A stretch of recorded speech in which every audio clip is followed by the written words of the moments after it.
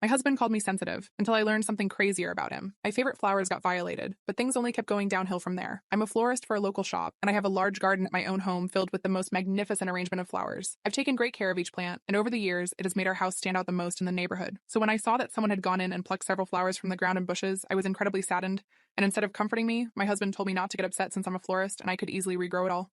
But he soon understood what I went through when we had to rush to a barbershop the following day. His job sent out a late announcement about getting pictures taken for their new IDs. My husband had no choice but to squeeze in an appointment at the barbershop, and unfortunately, his usual barber was unavailable. He nervously accepted the newly hired barber and ended up with a short and horribly blocky haircut. He got incredibly upset and ranted in the car about how much he hated his new hairdo. When he saw I wasn't reacting much to his complaints, he asked me why I was acting so cold. I told him, "You can always grow your hair back." He got angry and told me that he hopes my garden doesn't grow back after all. It didn't matter anymore because I was at least going to find the flower thief and bring justice myself. Later that night, while my husband was in the shower, I opened up the laptop to pull up yesterday's CCTV footage of my garden and downloaded it onto my phone. I reviewed it on my own, knowing that my husband would just call me silly if I asked for his help, and watched the entire 24-hour footage. At around 10 p.m. in the footage, right around the time I typically took a bath, I saw my husband sneaking around my gardening tools and cutting up several of my flowers. Based on the ones he chose, it was clearly for a woman, but I never received it, and I never saw it around the house. I couldn't quite understand it, but I was definitely suspecting that something bad was going on. The following day, I told him I would be out to buy new seeds for the garden. Instead of going to the store, I drove out a few blocks down and hid inside my car, waiting for him to drive to his work. I followed his car at a safe distance and watched him stop by a different flower store from the one I worked at and drive back towards our house. I felt a bit relieved and a little bit happy, thinking that maybe he bought those flowers for me since I had been feeling upset about our garden. I knew I was wrong the moment I saw his car pull up the driveway of our neighbor's house. He sat in the car, fixing his hair before walking out to greet our neighbor with a quick kiss. He handed over the beautiful bouquet of flowers and stepped inside. I put on my sunglasses and face mask and crouched down while walking up the driveway. I peeked inside the window and saw them getting handsy with each other. But worst of all, I saw my beautiful flowers in a vase in the living room, positioned away from all the natural sunlight. I felt heartbroken, twice as much, knowing that my husband cheated on me with a woman who can't even take care of expensive, fresh flowers properly. I couldn't handle watching them anymore and ran back into my car and drove to work. I cried behind the counter, venting to my coworker. She suggested that I get back at them for hurting me. I agreed and drove to another plant store in the town that sold more exotic types and bought a fresh batch of poison ivy. I returned to my store and picked out a few flowers like rhododendrons and petunias, which symbolized deep anger. At home, I asked my husband if he could deliver it to that woman's house, saying that she had ordered it from my store last week. I told him to be careful, saying that if he or the woman touched it without gloves, it would be bad because it was an aphrodisiac. He happily agreed and took the flowers there. I walked over to the house and peeped into the window, watching them wipe the poison ivy all over their bodies,